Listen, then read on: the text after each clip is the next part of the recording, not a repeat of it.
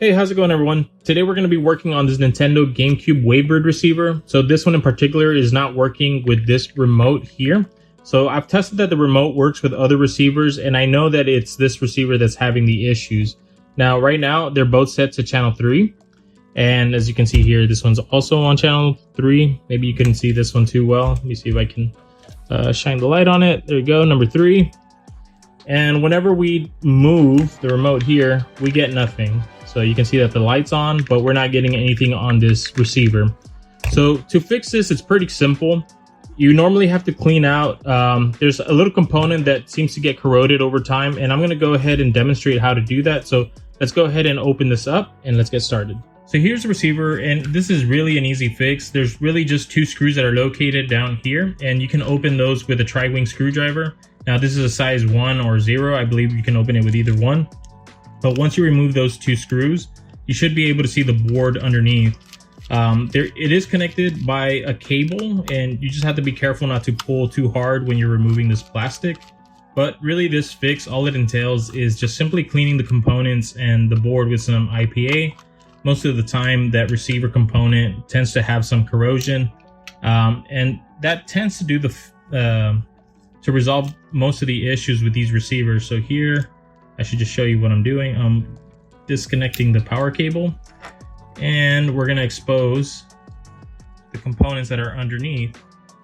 And so here we go. You can see there's a little bit of corrosion. It might be a little bit hard to see with the camera, but you can see in between these pins, there's quite a bit. The component that I'm talking about in particular is this one right here, but this one actually looks pretty good. Nonetheless, we're gonna go ahead and just clean that off with some IPA and see if that fixes or helps it a little bit. And some of these other components, they look to be okay. I don't see any particular issues with that, but we're just gonna simply clean this backside since this does look a little corroded and some of that here. And all we're really gonna do is just get some IPA and a toothbrush and just clean that, and then I'll just dry it off with some cotton swab. So let's go ahead and get started with that.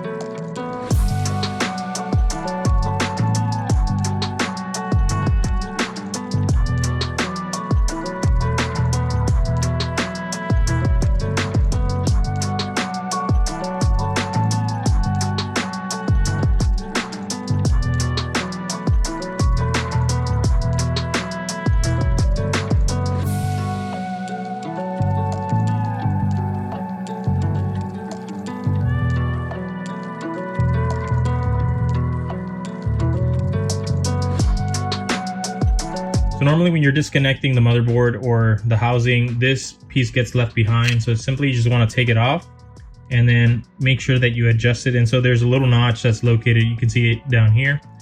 Normally you just want to line that up with this piece down here, and then simply just put that back on, and you can see it's on. And once you have that connected, what I like to do is plug the power back in, or this cable. And so let's go ahead and do that. Once you have everything connected with the wheel in place, you're going to want to put the board in first, and you want to make sure that that goes in all the way through, because otherwise it's just going to keep falling into place, the little wheel, and it makes it a lot harder to close this the housing. So it might take a couple of tries. There we go, you see? So we have that in place now. So everything is in there. You can see that it's still in there. The next piece you're going to want to do is put this little piece of plastic back in. Now this is just going to look like this, kind of like a little, it looks like a Space Invader almost, but you're going to want to put that in there, and this protects it from the metal contacts back here. Once that's in place, you simply just want to close it in. This is really straightforward after that. So you can see here, there we go. Once you have that in place, you want to make sure that everything is flushed, and we simply just want to go ahead and put these screws back on. Now that everything's put back together, let's try this again. So now that we have everything connected, we're going to go ahead and set the Wavebird receiver at channel 3 again, as well as the Wavebird remote. So here we have it set at number 3. We're going to go ahead and connect this and power it on. And let's also turn on this Wavebird controller. And let's see, there we go. You can see that that is now receiving the inputs from the remote. Now that we have the game connected, let's go ahead and test everything out. So here we can see that the inputs are working. Start, B button, jumps, shields, see C-stick.